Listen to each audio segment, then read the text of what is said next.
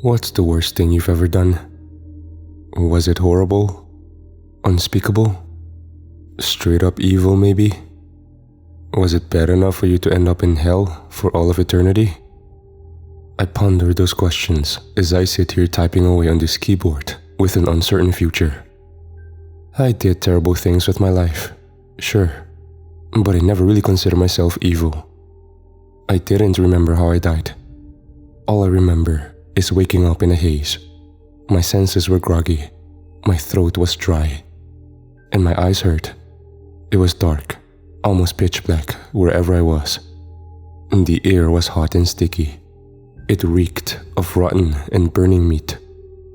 I tried to cry out, but my throat had trouble producing the words. Like I said, my throat was dry. I tried to move, but my muscles screamed as I lifted my arms. That was when I realized I'd been chained to the floor. I pulled a little harder. The chains were heavy, but I still managed to move. They made this god-awful screech as they dragged across the hard floor. I groaned as I pulled them. The last thing I was expecting was the voice. Mr. David Stone. The voice called out. It seemingly came from all directions at once. Where? Where you are is not important. Now, listen to my instructions very carefully. I won't repeat myself. All you need to know is that you exist now as a battery, and I am the one assigned to make sure you stay charged. What? I asked. A sudden shock of electricity came flooding through me. My muscles tensed as I screamed in agony. Don't interrupt me. The voice sneered. The voice wasn't particularly deep or intimidating. It did seem hollow and void of any kind of emotion. I couldn't tell if it belonged to a male or female. Now, in order for you to stay charged, there are various things I must make you feel. None of them you will find pleasurable. You will cry. You will feel pain like you've never felt while you were alive on Earth. You will beg me for death. But in the end, your calls for mercy will fall on deaf ears. There is no mercy down here, only suffering. Take consolation in the knowledge that your sacrifice, be it deserved or not, will serve to benefit Gehenna and all of his denizens. In the end, your suffering is the most honorable thing your kind will ever accomplish in its entire miserable existence. I sat there silently, my muscles still aching from the electric current that had just torn through me. My eyes still trying to scan the darkness. What was Gehenna? Was I here to be tortured? My mind was having trouble trying to comprehend. I'm sure you have several questions, Mr. Stone. Unfortunately, I run a tight ship and have little time on my hands, so I'll allow you one. My mind was still far from being stable. I had so many questions, but I just couldn't bring any to my lips. I strained for a second before I got to my feet. Who are you? I asked with a hoarse voice that was almost a whisper. My name is Saxon. You will address me as master. That was when the lights came on. I found myself sitting in a glass box that seemed to float a few feet from the ground. The chains wrapped around me were blacker than black. They were crude in their design. I wondered how they managed to get electric currents through it. But I only wondered for a split second, as my eyes shut up to the being standing before me. It looked like a man, but it was far from human. Its body was human. It was pale, almost paper white. Its head looked like that of an angry lizard. Its features were reptilian. From the slits where its nose should be to the inky black eyes, I could make out a row of sharp, serrated-looking teeth behind its thin lips. The creature showed no expression towards me. It just glared into my very soul. I froze in fear as we locked eyes. Welcome to Gehenna, Mr. Stone. Or, as you humans say, welcome to hell. The next few hours were a blur as I regained my senses. The chains had fallen off. My glass box had been moved into a giant row of glass boxes. Each of them had their own occupant. Most were men from what I could tell. Everyone sat in a corner, kind of just staring out into space. I think that was when it actually dawned on me that everyone, including myself, was completely naked. Naked and mostly hairless. I remember running my hand across my now bald head as I turned around. My muscles ached with every movement. It grows back, then they shave it. Makes us easier to torture. A voice said from the cell next to me. What? I asked as my eyes met his. The man in the cell next to mine was a tall, broad, and hairless black guy who had a wide smile across his face. Your hair for your denizen body, he said as he pointed to his head. My denizen what? I asked. Your denizen body, at least that's what the hellspawn around here call it. It's the body they assign your soul to when it comes down. I was a bit confused, and my face showed it. He only chuckled a bit. You must be really new here. Tell me, do your muscles hurt, like when you move? He asked. I nodded. That's because you've never used them before. Your body was grown in the flesh pits on the second level. When you died, your soul was sent straight here, and then assigned a function. I guess you drew the short straw, 'cause you get to be a battery. A battery for what? I asked. The man put his hands up. All of this place feeds off of negative energy. I was still confused as hell, but my brain started to register. I raised a brow at him as I stepped closer to the wall. So, I'm dead, and this is hell? The man nodded. Do you remember your name yet? He asked. I thought hard about it. I wasn't sure about my name. I didn't even know who I was.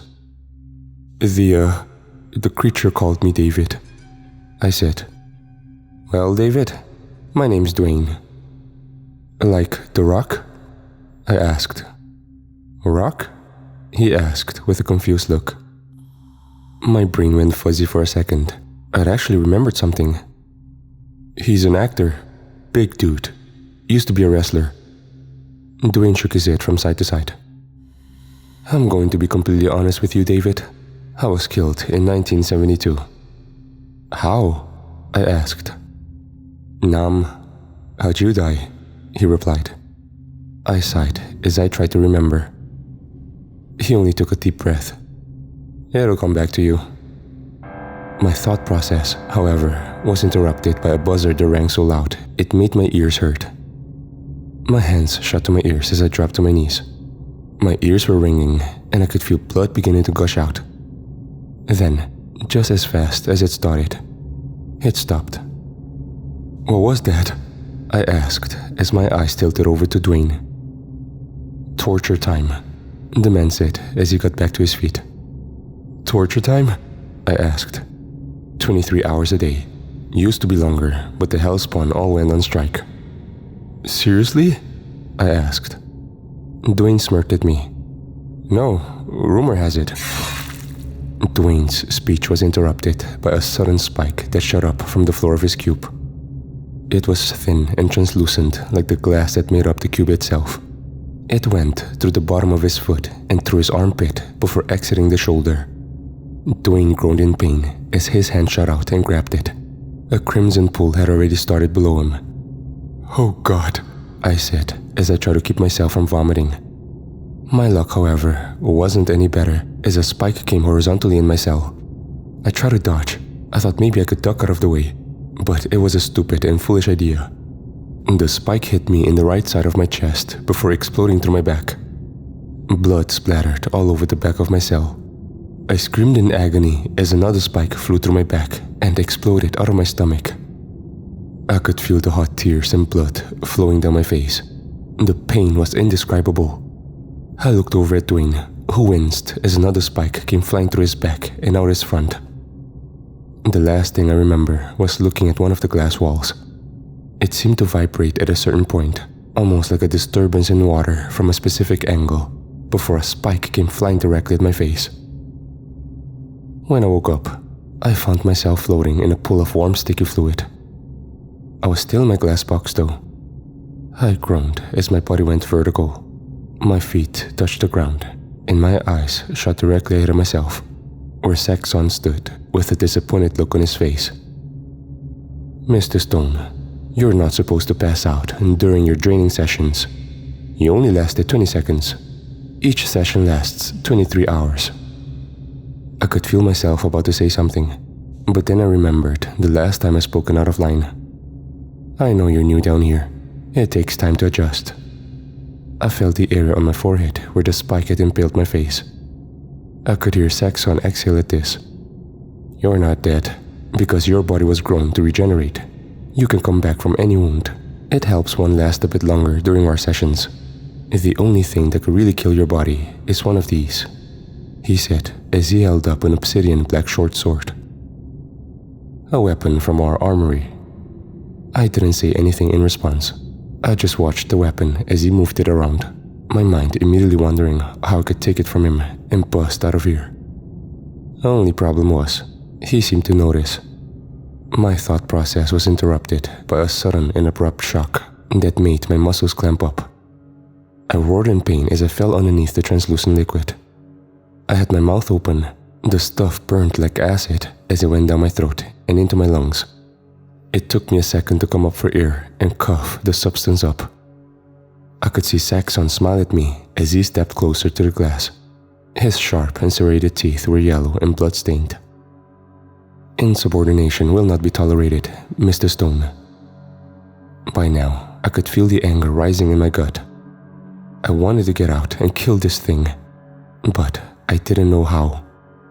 I could only glare at him through the glass as he turned and walked away. The liquid in my box slowly started to drain. I found myself covered in it. My cell moved itself back into the line of other cells, where I saw Dwayne trying his best to reattach one of his arms. I inhaled as I watched the veins and muscles seemingly stitch themselves together. It looked disgusting. It also looked painful. Dwayne winced hard as the muscles and sinus reconnected. Don't worry about him. No one stays conscious the whole day, he said with a grunt. What? Those that do are taken to another level. Most of them are fucking sadists anyway. Where are they taken? I asked. Dwayne shrugged. Never been out of this box. You're lucky you came on the spike day. Yesterday, we were eaten by hellhounds. My eyes got big as I exhaled. This was the new forever for me. I sat down and leaned my back against the wall. The sticky substance that had slathered up my body acted as an adhesive. I felt like my back was coated in syrup, and I'd laid down against something. I didn't really care though. My mind thought on Saxon's sword. That was when another image flashed through my mind. I remembered being on a rooftop. I was surrounded by men in black uniforms that all had assault rifles aimed at me. I had my pistols raised at them as well. It was cold outside, quite possibly the middle of winter. To my right stood a priest. I couldn't tell you his name if I tried, but he was on my side. I had thought we were about to die. I was ready to die right there. But someone saved us. It was a man in a black metallic suit of armor. One who wielded a short sword that was glowing a neon blue color. The man cut through the soldiers like they were made of paper. He saved us. My mind reeled from the memory. I took a deep breath as I looked across my cell at Dwayne, who sat there watching me. Then, I looked at the cell behind me. It was empty. I remembered there being a person in there when I first been brought in. I turned back to Dwayne with a perplexed look on my face. He's today's special battery, Dwayne said with a sad look in his eye. What's that mean? I asked. Saxon's special batteries get to power the appetites of the master himself. Appetites? As if on cue, the man was dragged back in by two more larger men, both of which were wearing thick black collars that seemed to be made of the same metal that had created my shackles from earlier. The glass on the cell slid open, and the man was sloppily tossed in. I watched the two burly men as they walked away. They actually wore baggy burlap-looking pants. My eyes met one of the two's. The man seemed to immediately look away, almost like he was afraid. Those are Saxon's personal slaves. Every once in a while, a soul comes through that he takes a liking to. Sounds a hell of a lot better than this, I said. Believe me, they're not better off than we are. My eyes shifted to the man in another cell. He was a chubbier man that was also completely hairless like we were. He was curled up in a ball in the center of his cell. I could hear him sobbing. My eyes shifted back to Dwayne. What did you mean by appetites? I asked. Dwayne took a deep, shaky breath. It depends on how Saxon is feeling that day. Sometimes he's hungry. Sometimes he's horny. Sometimes he wants to do the torturing himself. I grunted and mumbled under my breath. You were thinking about taking a sword. He can sense defiance, you know. That one behind you. He was a lawyer in Maryland before he was killed by some drug dealer.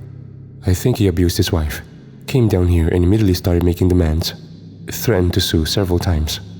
He was defiant until he became the favorite battery. He's been the favorite battery since he came here. When was that? I asked. 10, maybe 15 years ago. No one's even thought twice about crossing Saxon since. Not that we could if we tried. I sighed as I leaned my head back and closed my eyes. I can see the defiance in your eyes, David. Do yourself a favor. Don't buy into it. It was too little too late, however. I'd already made up my mind. I was gonna find a way to kill this Saxon. I didn't care if it took me 100 or 1,000 years. I could do it. I would do it. The next 2 days' torture was exactly as one would expect in hell. They were awful. The first day, I received a slow acid bath that took most of my skin within the first 12 minutes. I passed out around 30 minutes in. The next day was worse. They turned on some kind of heat lamp that brought a whole new meaning to the term, burn in hell. I stayed awake a lot longer during that one, even with my feet blistering and my skin cooking and melting until it was black and charred like a fucking burnt hot dog. I managed to stay awake for 7 hours. It was when I woke up from being cooked that I found myself face to face with Mr. Saxon. He was wearing a pressed suit. He looked at his watch and then me. Mr. Stone, you're showing improvement fast. I'm impressed. I groaned as I sloshed around in the translucent slime. I looked at my hand as the sticky substance had gotten between my fingers. I wondered what this stuff was. It was as if Saxon could read my mind. It's from the flash pits. It's the substance that in which the bodies are grown in. It helps grievous wounds heal faster, so we can get you back to your suffering. I looked him up and down, noticing the suit. He seemingly read my mind again. The king of Gehenna is having a party tonight. A banquet in honor of the success of his newest earthly project. Something someone close to you played a huge hand in seeing to fruition. You know, Operation Lazarus. I watched him with a shocked look in my eyes. He only smiled at me. Of course, your memories aren't all intact yet. I do, however, have orders to bring your cell up to the king's banquet hall for well, you're gonna be the guest of honor. I stood in awe-stricken silence for a moment. I was a guest of honor for a banquet? In hell? For a moment, I thought Saxon was playing a prank on me. So now what? I was to go and party with Lucifer? Saxon took a deep breath. Before we go, there are some rules that I would have you follow. Number 1, don't speak unless spoken to. Number 2, if you see someone who triggers a flashback, don't let it turn into a violent rage episode. If you embarrass me in front of the king or any of the 9 princes, I'll increase your suffering 20-fold. You understand me? Yes, I said. Yes, what? Saxon sneered. I took a deep long breath. Yes, master, I replied. Saxon smiled at me. Very good. Hell's banquet hall was a hell of a lot scarier than I'd imagined. Saxon had snapped his clawed fingers, and we'd suddenly found ourselves at the front gate to a large obsidian wall. It was hundreds of feet high. My eyes drifted upwards to the blood-red sky that poured a red tint over everything. It was made from a crude black metal and ornate with a simple carving of a horned dragon. My eyes scanned the top of the walls, where I saw what looked like humanoid silhouettes. They were draped in crimson and held spears and shields. But that was all I could make out. In my mind I pondered whether or not they were souls assigned a function or actual demons. Saxon walked up to the door and knocked twice. It's Saxon, Master of the Damned on level 5. The doors opened slowly and Saxon turned to look at me. He smiled widely as he spread his arms out wide. Welcome to the City of These. His slaves pushed my glass cell through the front gates of the city. The first thing that caught my eye were the buildings. They were all massive and made from the same obsidian metal as the walls. Most were formed in jagged and unnatural shapes. The streets were paved out of the same stone. The more I looked around, the more I realized that the city itself had been cut from a singular rock. All the buildings were connected to the ground, but there was no seam line between them. This place wasn't built, it was carved. There were no citizens on the street. For such a giant city, the place was practically empty. All was quiet, aside from the grunts of Saxon's slaves behind me. I was taken to the main palace in the center of the city. It was a massive black pyramid that's pointed miles up in the sky. It was by far the largest structure I'd ever seen. I started to sit down in my cell when Saxon turned to me with a glare and told me to get back to my feet. I was pushed into a triangular-shaped opening in the side of the pyramid. On the outside, looked to lead into a dark void. I was hesitant about going in, but it wasn't like I had a choice. I was pushed through, and immediately after passing the darkened threshold, I found myself in a large room. My cell was flanked on either side by more slaves. But these ones weren't like Saxons. I mean, they wore the same collars, but these ones were all naked and disheveled females, all of which looked like they just come out of some kind of orgy. Saxon examined them with a look of disgust. The harlots of Asmodeus, they know little suffering. He muttered as he waved the slaves, pushing myself forward. I was taken into a large ballroom where the creatures of the night awaited me.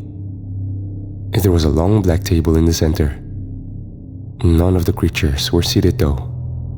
They were all congregated around the room. The creatures came in all shapes and sizes. Some of them looked to me like humanoid creatures with various demon-like features. Some had horns and goat feet. Others had the top half of a human conjoined with the bottom half of a serpent. Some had multiple arms. Some had the features of a lizard, similar to Saxon himself. I wanted to curse under my breath, but I knew that it would be a bad idea. A woman with 4 arms, whose bottom half was that of a serpent, slithered straight up to Saxon, before straightening her body up in front of him. If not for her savage mutations or demon features, she could have been beautiful. Her hair was silver and long, her lips red, and her eyes seemed to glow green. Princess Azazel, Saxon greeted with a slight bow. Master Saxon, what is this snack you've brought into our banquet hall? She asked as she eyed me. This is the king's special guest, David Stone. Azazel eyed me up and down as she slithered her dark red snake-like body around my cell. He looks delicious. Can I try him? She asked. Saxon laughed. That would be up to the king. Oh, Saxon, just a tiny bite? She asked as her snake-like features suddenly started to disappear. Her tail seemed to melt as her extra arms seemed to fold into her. She was shape-shifting into a more human-like appearance. Princess Azazel, you're not to eat my slave," Saxon said with a bit more of a boom in his voice. Azazel ignored him, however, as she looked at my crotch with a smile. She adjusted her black dress as she turned to him. "Can I at least fuck him?" she asked. Saxon raised a brow as he turned to look at me. I had an already shocked look on my face. I could feel this body's new heart pounding away in my chest. "Not right now," Saxon said. "Shame," she said as she turned and waved at me before walking back towards the table. Saxon turned and looked at me with a smile. "Don't get any ideas. She'd eat you the moment she finished, like a fucking black widow. Of course, I'm sure if this goes well, she'd probably buy you." I'd looked past him at another glass box that was being wheeled inside across the room. This one held another man who was on the heavier side. He wasn't fat, but he wasn't muscular either. His whole body was shaven like mine. His most discernible feature was his large nose. His eyes caught mine. There was a hint of realization in them. His face contorted as I watched him mouth my name. "You recognize him?" asked Saxon. "No, master," I replied. "This may help. He was your old boss." Images flashed through my mind. The next thing I knew, I was sitting at a desk fresh out of the United States Army. A man sat across from me with a thick head of black hair that had been gelled backward. A stone-cold look in his eyes, and that exact same nose. "So, what makes you think you have what it takes to join the CIA?" he asked. "Shaw," I said to myself. "Yes, he's been staying on level 6 with Master Ross," said Saxon as he motioned the slaves to pull me forward. Saxon met Ross at one end of the room. Ross looked almost exactly like him, just instead of being white, he was a weird grey color. They seemed to carefully avoid the others as they met. Shaw stared at me from his cell as we were lined up next to each other. I tried not to look at him, not to speak to him. I knew we'd both be punished if I did. I watched the demons in the room all suddenly start taking more human-like appearances. That was when I started counting. There were 9 male and 7 female demons, not including Saxon and Ross. They all started methodically taking their seats. That was when another glass box was pushed into the room, this one containing another man who looked Hispanic to me. But unlike any of the other prisoners I'd seen, he had a feathery snake tattooed across his back. He was also the only one I'd seen with long graying black messy hair and a thick beard. "Who's that?" asked Saxon. "Hector Morales. He would have been inducted into our free-reign denizen class for his efforts on Earth, but he tried to fight Victor the moment they locked eyes," Ross said quietly. Hector's cell was pushed right next to ours. He didn't look at either of us. He just buried his face into the back corner of his box. I turned back to look at Shaw. The man was still staring at me intently. I took a deep breath as I let my mind wander.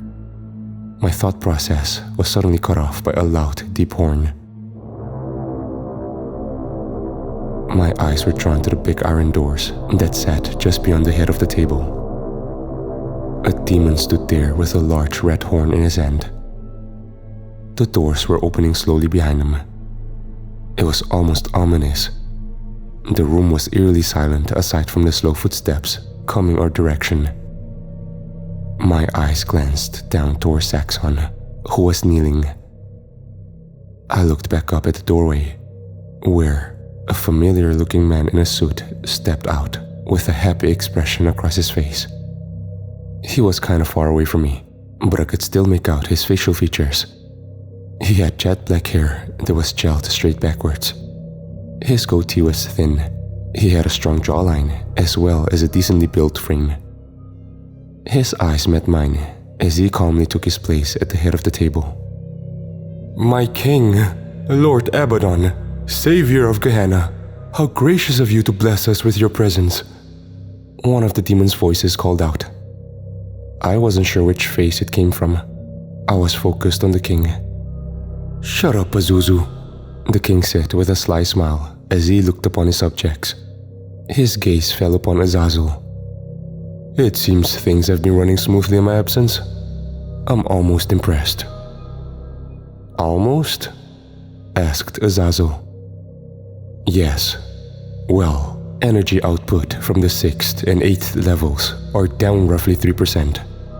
I mean, it's not a big deal, especially since the other 7 levels are all up. Especially level 7. He said with a smile. A 16% increase in output within the last 2 years. I do believe that's a new record. That isn't a fair assessment. We're getting an influx of wrathful souls on that level. Lots of violent people have been dying lately, said another demon. This one, a bald man in a suit. The king's eyes shot over to the prince. Prince Baal, tell me, what kind of suffering are you imposing on those damn souls on level 6? Same as everyone else. We have the torture boxes. The same torture boxes as everyone else, but a decrease in production? Why is that? Abaddon asked with a tilted head. Baal started. Because you're not pushing your masters hard enough to get the job done. They're unmotivated, lazy. We aren't getting the same soul influx. You don't need the same soul influx. There are billions on your level. Make them suffer, or I'll get someone who can. Baal exhaled as he leaned back in his chair. Yes, my lord. Abaddon leaned back as his eyes scanned the room. He smiled at me, then his eyes went back to his subjects again. Anyway, I didn't come all the way back to Gehenna to talk business. I came here to celebrate, and celebrate we shall, he said as he clapped his hands. Several slaves that's been dressed like waiters at a fancy restaurant came out with platters of what looked to me like steaming severed arms and legs. One even put a plate in the center of the table that contained a roasted human head with an apple in his mouth. I wanted to hurl at the mere sight of this, but I couldn't hurl up anything if I tried, because my body didn't eat anything. I sure do love the flash pits, Azazel said as she poked at the severed arm on her plate. Tell me, what was this slave's name? Asked another demon. Please, I don't get their names. They're only numbers to me. I'm not like Asmodeus, Azazel replied with a laugh. Abaddon raised a brow at this. A slave walked up behind him and whispered something in his ear. He stood at the end of the table. Finally, the flash pits have finished casting bodies for our newest associates. I want to introduce you guys to the newest general of our armies, he said as he raised a wine glass full of human blood.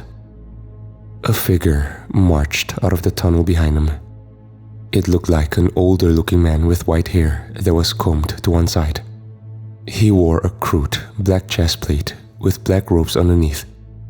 On his back sat 2 rat bat-like wings that were folded into place. He had a sword on his hip and a stern look in his eye. Newest general? Asked Azazel.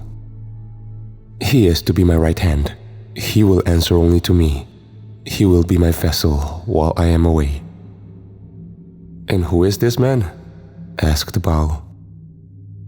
This is now the fallen angel that made our plans on Earth Prime work. This is Victor. All of the demons stared at him for a second.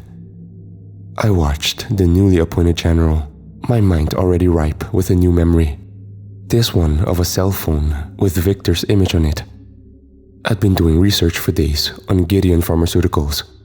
I was sitting in what I think was a safe house. I was on the run from them. They'd sent mercenaries after me. I just couldn't remember why. At least, not until Abaddon cut my thought process off. And this is another who worked for me. He was one of the first to try our version of the horseman's omega serum, he said as a Hispanic man in an all-white suit walked out from behind him and stood next to Victor, his hands crossed at his waist. This is Esteves. He will be the newest game master on level 7. Do you understand, Azazel? Azazel stood up and examined the man closely. Abaddon watched her with a smirk. Azazel nodded as she circled him. She sniffed the air and then walked back towards her seat. He will do. Anyone's better than my last game master anyway. Perfect, Abaddon said as he clapped once. Then, last, but certainly not least, we have the Ripper himself, Jackson de Campo. He'll make a fine addition to our forces down here, Abaddon said as his eyes glanced up at me. That was when I saw him. The man that made everything come flooding back. Flashes of Anna, the woman who bore my child, her body lifeless and cold in my arms, her emerald eyes void and empty, her life taken by the very man that stood at the end of the table. I could feel my body tremble with rage. The flashes continued. I could remember it all the destruction that I caused in the Shadow Wars, leaving the CIA to be with Anna, my daughter. Father Raphael and I had been protecting her, a young woman who hadn't even made it out of her teens yet, a woman who was the key to uniting our species, a young woman that I gave my life to protect. Jackson had killed me, or I had killed myself trying to take his life. I could see his eyes move up and meet mine again. He smiled widely, as did Abaddon. Had I not known some semblance of self-preservation, I'd have tried to break the box to go after him, to choke whatever afterlife he had out of him. I don't remember anything else that was said by Abaddon. My eyes were locked solely on the smiling vampire that stood before me. Abaddon and his subjects went on talking. Jackson walked up to me with a smug look in his eyes. He stood at the edge of my glass box. Saxon stood behind him with a somewhat worried expression on his face. "Hello, David," Jackson said through a wicked smile. His teeth had somehow looked even sharper than they had before. I looked at Saxon, who only nodded calmly at me. "What do you want?" I asked. "Nothing. I'm dead." "It's strange, isn't it?" he asked. I didn't respond, which only made him chuckle a bit. He leaned on my torture box. "Let me ask you something, Mr. Stone. How on earth did you end up here? I mean, other than the complete genocide of my species. I thought you fought for the good guys." I again didn't answer. I only glared at him. My thoughts were ever consumed with ways to make this being suffer. Jackson smiled as he turned back to Saxon. "You must have done a number on him. The man I knew on Earth would have tried to kill me at least twice by now." "He suffers like the rest of my flock," Saxon answered. Jackson turned back to me and smiled even wider. "You see your wife yet? She must be down here somewhere." My eyes widened with rage as I started to take a step forward. "Mr. Stone," Saxon growled. I stopped dead in my tracks, my hands clenched into tight fists. "That is enough for now. If you want to gloat, come to our level after the banquet," Saxon said as he eyed Jackson. Jackson smirked at Saxon and then grinned at me. I exhaled as I looked up and past Jackson. Abaddon sat there watching me with an intrigued look in his eyes, one that honestly sent a shudder down my spine. I quickly glanced back down at Jackson, who was starting to walk away. That was when Abaddon stood up and raised his wine glass. "A toast to David's daughter. Without her sacrifice or her blood, none of what we're trying to do would even be possible." All of the demons whooped and cheered. But it was all drowned out to me by the sudden agonizing realization that something had happened to her. Something had happened to my little girl. Something that I'd paid the ultimate price to prevent. I could feel tears welling up as my legs turned into jelly. I dropped to my knees, my eyes staring ahead but focusing on nothing. "Oh look, his torture box is charging," Ra said as he nudged Saxon. I could see Saxon rub his chin with intrigue. "Well, would you look at that?" All this did, however, was get Abaddon's attention. "Oh, David, Abaddon said as he approached my cell. "You should be honored. Her suffering benefited the greater good. In time, All of humanity will be made better. They will become the very things that they were meant to be, and it's all thanks to your daughter. They'll all serve their purpose for a better and more prosperous Gehenna. I could feel the sorrow in my gut turning into rage. It burned like the fires of the very plane of existence that I stood on. I gritted my teeth as I got to my feet. "David," I could hear Saxon growl. "I think the slave has something to say." "Well then, let's hear it," Abaddon said with a calm look in his eye. "I'm going to get out of this box. I don't care if it takes me 100 days or 100 years. But when I do, I'm gonna fucking kill every one of you ungodly abominations. Starting with you," I said as I looked at Jackson. The vampire smiled sheepishly at me, which I can remember finding odd in the moment. Abaddon turned to Jackson, and then he looked around the room. The whole place erupted in hysterical laughter. He smirked as he turned to me. "You have drive. I respect that. You humans, some of you at least, have balls that none here could muster within 1,000 years. I like you. You have what we call potential. I may even make you a member of our military one day. But first, unfortunately, you must learn that insubordination will not be tolerated." He turned to Saxon and nodded. The next thing I knew, I was being electrocuted. Pulses of an electric current tore through every muscle in my body. I stood there as long as I could, glaring at Abaddon. He smirked as Saxon upped the voltage.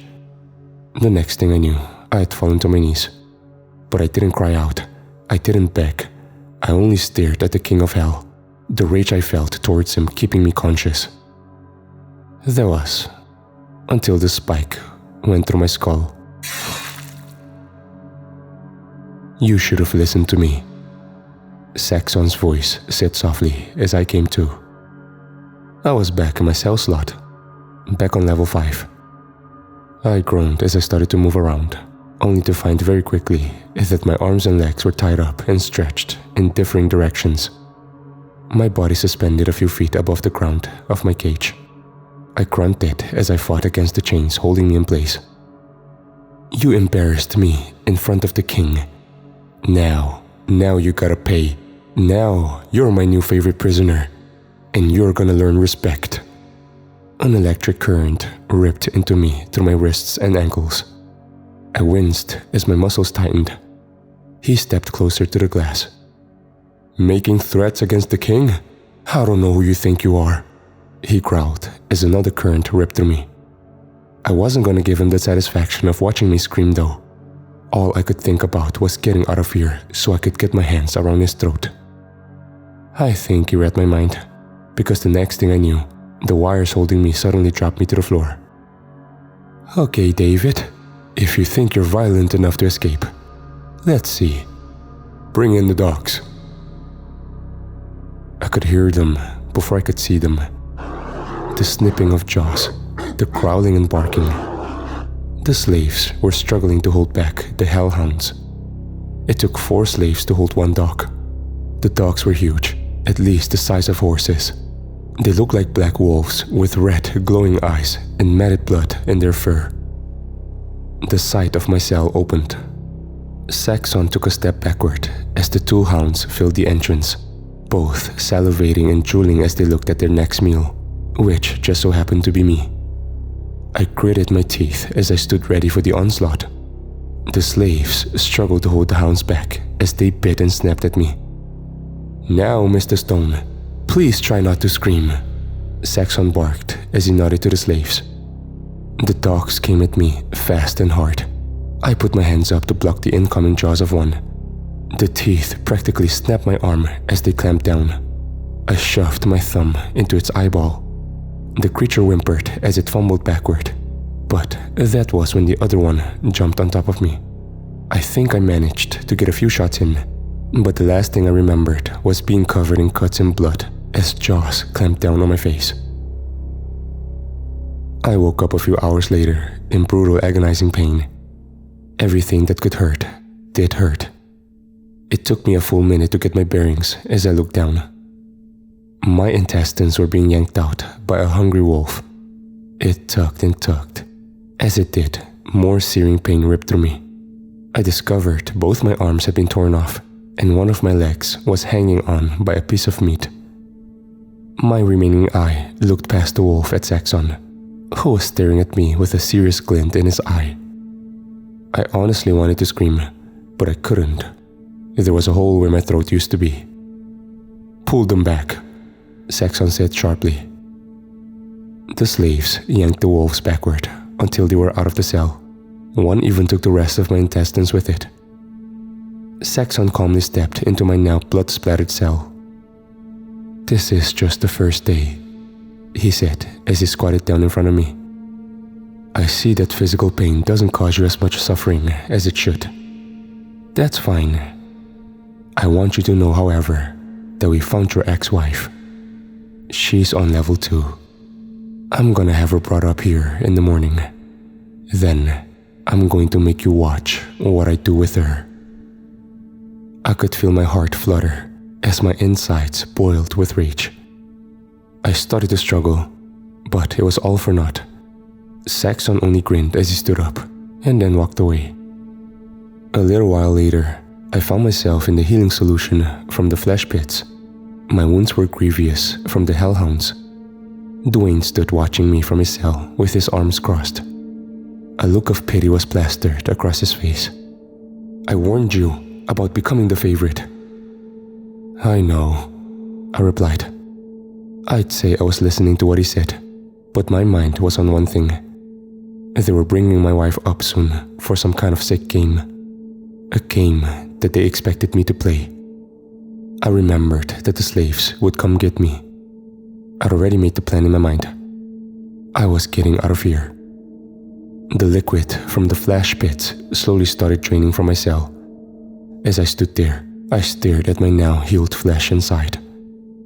I could already hear the footsteps of the men coming down to get me. There were 2 slaves, both with spears tipped with the black metal.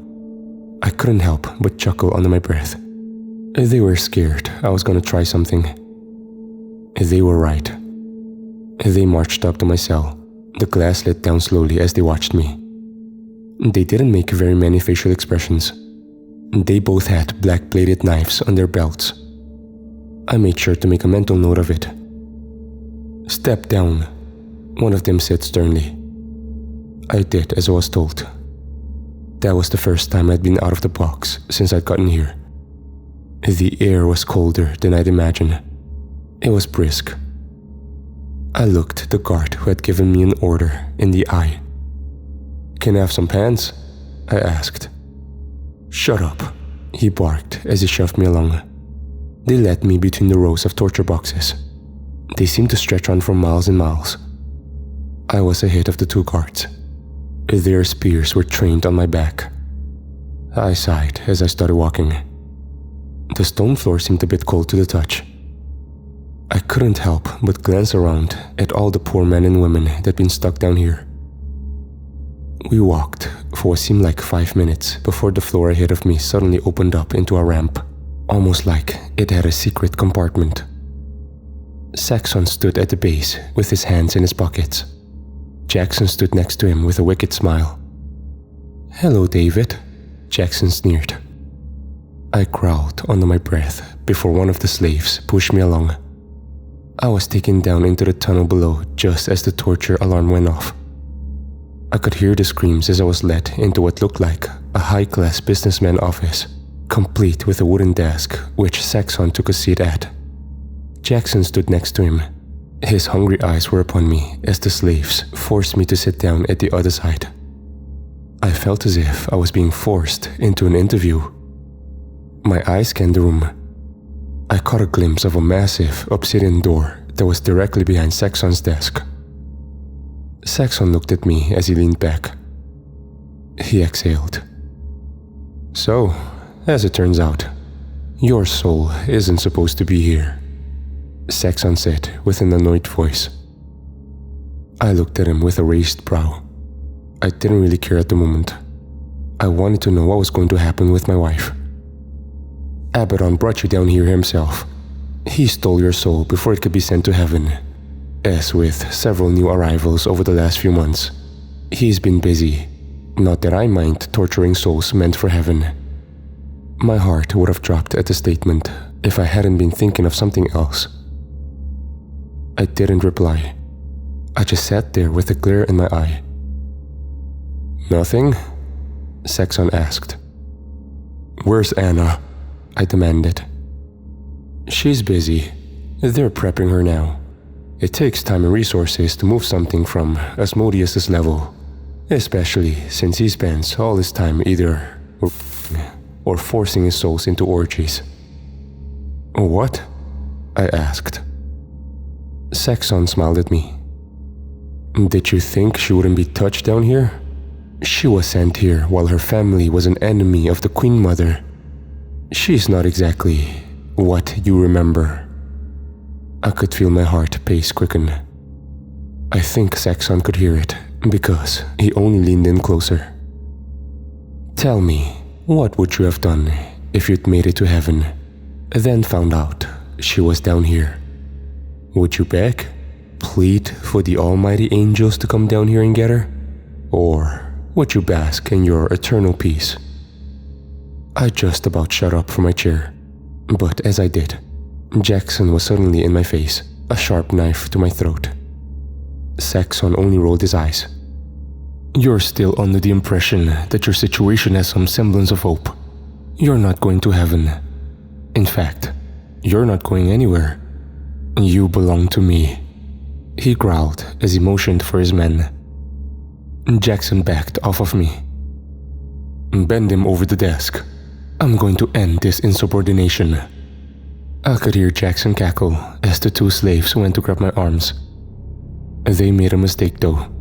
They had underestimated how fast I could move. The first guy reached for me. He was big and slow. I grabbed him by the wrist with one hand and twisted his whole arm behind him while taking his knife. I put the knife to his neck as I started backing away back towards the doorway. Saxon had some kind of bewildered look on his face while Jackson only laughed. "Mr. Stone, do you really think?" I cut him off by shoving the knife deep into my hostage's neck. A fountain of crimson spewed everywhere as I turned and threw the knife at the next slave. The point planted itself in the man's stomach. I knew I didn't have more than a few seconds before both Jackson and Saxon would be on top of me. I turned and grabbed one of the slaves' spears from the corner of the room and turned with the point aimed out. Jackson had already been charging me as I'd predicted. My spear found his gut. He only looked at me with surprise as I yanked it out. His blood and guts spilled all over the floor. My eyes then found Saxon, who hadn't stepped away from his desk yet. He only stared at me with confusion. I wasn't about to take the chance. I turned and ran towards the door, grabbing the other slave's spear on the way out. I ran hard and fast, eventually making it back to the rows of torture boxes.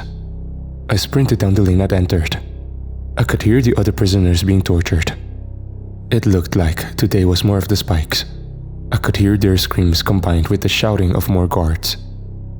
At that point, I wasn't sure what I'd gotten myself into, but it was too late to stop now. I ran until I found my cell. My eyes looked over at Dwayne, who had managed to avoid several of the spikes and was staring at me with a confused look on his eye. "Stand back!" I shouted as I took one of the spears and launched it into the glass opening on his cell. The spikes immediately retracted as the glass fell to the floor. Dwayne stepped out of the box for the first time in over 60 years. "How did you?" he started. "No time. Take this," I said as I handed him the other spear. And that was when I could hear several more guards running our way. I turned to face them. There were 4 men, all with the same collar and pants combination that the other slaves wore. These ones, however, didn't have spears as they all had short swords. I didn't hesitate. "I've got the 2 on the right," I shouted as I charged in. The first slave to me had his sword raised high as he let out a shrill battle cry. I ended that with a simple spear point to the face. The next slave slashed at me with his sword. I managed to sidestep the blow as I ripped my spear out of the first guard's face before shoving it through the second guard's chest. I turned to Dwayne who's managed to kill both his assailants as well. "How do we open these torture boxes?" I asked. He looked at me and shrugged. I rolled my eyes.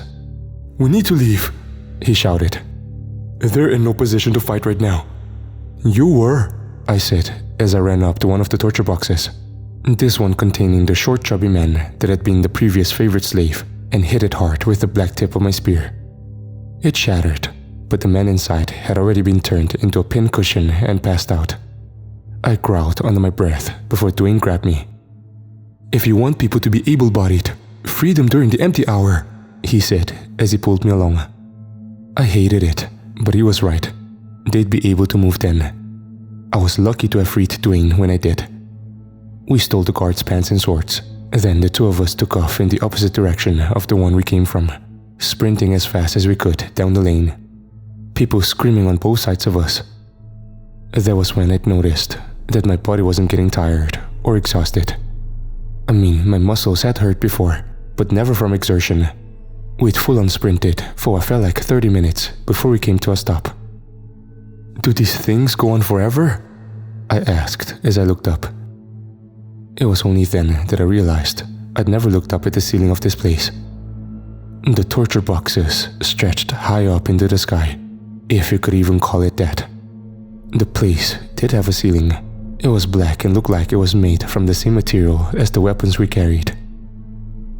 "Mr. Stone, I see you've gained an accomplice," Saxon's voice called out from behind us. I turned to it. Saxon stood, flanked on both sides by slaves, all of which were armed with swords and spears. "I'm impressed, Mr. Stone. No one has ever attempted an escape and made it this far before. Not on this level, but I'm afraid this is where it must end." I didn't reply. I only glared at him, which made him smile. "Your suffering is going to be legend." I cut him off by launching my spear at him.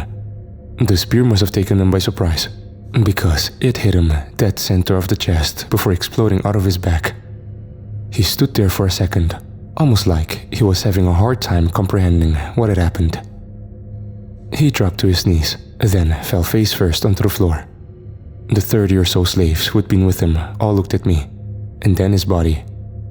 The slave nearest to the body dropped down next to it and started rummaging through Saxon's pockets until she found something. She yanked the key out and used it to unlock her collar, before tossing it to another slave. She ran straight up to us and knelt down in front of me. "Thank you, Lord Maxis." Whoa, wait, I'm nobody's lord," I replied. She looked up at us with a confused expression. "You're not? But you freed us." "I'm not. Who is Lord Maxis?" I asked as I turned to Dwayne. "He's a legend among these parts. The last survivor of the 9th Legion, after they were all but destroyed at the Battle of the River Styx. The rumor was that Maxis survived and has been growing a rebellion of souls down here.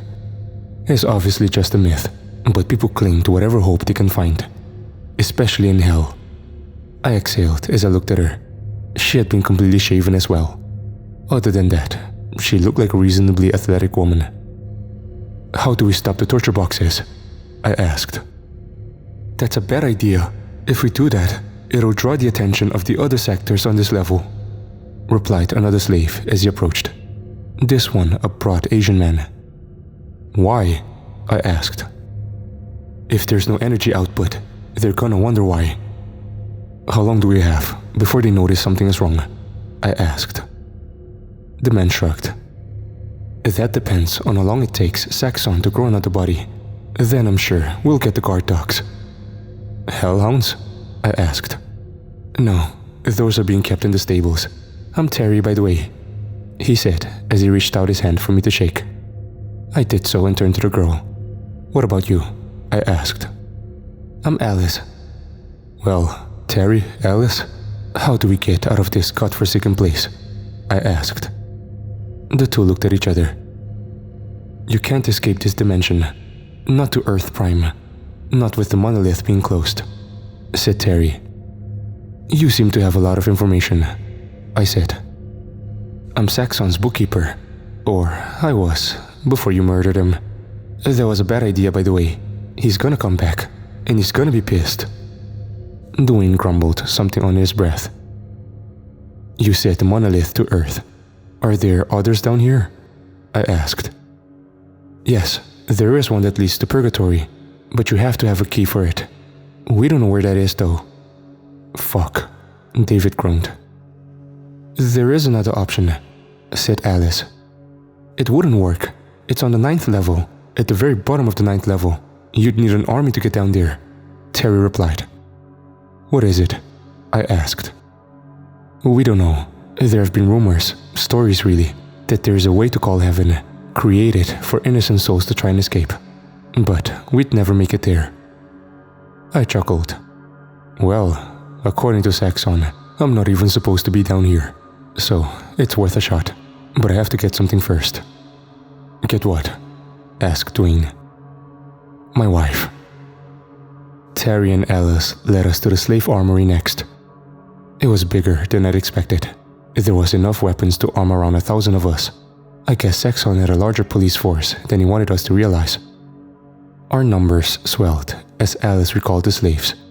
We had, by Dwayne's account, around 600 heads in our little revolt. Not nearly enough. I stood at the base of the armory as Terry, Alice, and I tried to make up our minds. "We don't have enough people or weapons to try to hold this place. If we try to run, they'll ride us down," Terry said. "We'd increase our numbers if we freed everyone from the boxes," I replied. "We couldn't arm them. Their vessels would only be killed and their souls sent to the flesh pits for repurposed bodies," said Terry. "So, how do we get them out?" I asked. "We can't. Not yet. If you want more people, I'd recommend going to level 7. All they do is fight in Azazel's games," Terry said. "First things first, we need to escape this level. How can we do that?" I asked. Terry thought for a second. "Saxon's office. There's a door that leads to this level's backrooms." "Great. Hell has backrooms," Dwayne mumbled. Terry nodded. "The demons use them to get from sector to sector on this level. There might even be a way to the next level in there." "So, it's not guaranteed?" asked Dwayne. "Well, it's not like there's much more they can do to us. I mean, we're already in hell," Alice said. I looked around at the group. Everyone seemed poised and ready to go. "Then, let's go," I said. It was a weird feeling passing Jackson's body. I'd done my best to kill him on Earth. It had even cost me my life. I stood in the center of Saxon's office while Terry and Alice tried to get the obsidian door opened. That was when I noticed all of the symbols carved into it, all of which looked almost like runes. "What's the hold-up?" Dwayne said impatiently as he looked around. The recruits we just gained had set up just outside the office rampway. It was as if they were creating a perimeter. "I'm just trying to remember what order I'm supposed to." Terry touched several of the runes. The door suddenly shifted. Then it opened. "Got it," he said. The back rooms of hell were strange. The first thing I noticed when I entered was the smell. It was like rancid and rotting meat. In appearance, it was like a long industrial hallway. There were massive black pipes above us. I stepped into the back hallway with a tight grip on my spear. Terry was next, then Dwayne, then Alice, then the rest. The hallway was long. It seemed to go on forever. The ceiling was maybe 50 feet high. And there were more black obsidian doorways every 60 feet or so. Passing each one had my new body's heart racing. "Where do you think each one goes?" I asked. "Not sure. I've never been through any of them," Terry said. That was when the door ahead of us opened. Out walked a dark-headed woman in a scarlet dress. She was followed by several slaves that were all naked, other than the chain around their necks. The woman came to an abrupt stop when she saw us. Her eyes were large, and she made an audible gasp. I very quickly charged forward with my spear raised. Her guards formed a shield wall around her. "Stop!" she commanded. I'm not sure why I stopped. It may have been the line of shields and spears aimed at me. My rebels stopped behind me. "Where is your master?" the woman demanded. "Left a spear in his gut. Who are you?" The woman's expression morphed to one of fear. You killed your master?" she stammered. I didn't have time to deal with this. We had to keep moving. "You didn't answer my question." The woman seemed to take a second to regain her composure. "I am Cleopatra, master of the 27th sector of the 2nd level. You killed him!" shouted Alice from next to me. The rebels charged past me into the shield wall. The first few that landed were skewered. Blood went all over the stone floor. I stood in shock. My forces outnumbered Cleopatra's by the hundreds. It didn't take long for her guards to be brought down. Time seemed to blur. Call it the fog of war if you wish. The next thing I knew, Alice was dragging Cleopatra and throwing her at my feet. I squatted down in front of her. "You're Cleopatra? The Cleopatra from Egypt?" The woman's nose had been bloodied in the scuffle. She looked at me with a glare in her eyes. "You think you're doing something by rebelling? Let me just tell you what happens to rebels down here.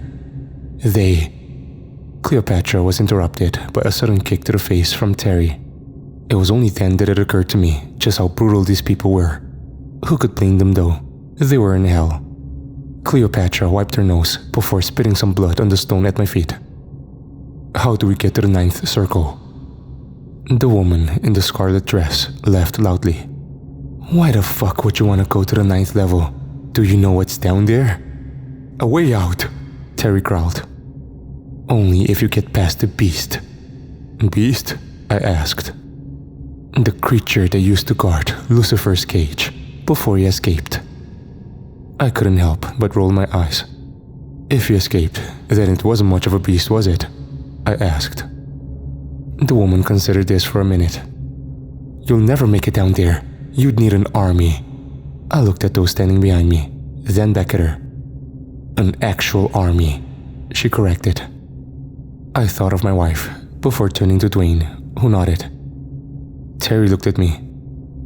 "Level 7, that's where we should go," he said. I nodded, then turned back to the woman.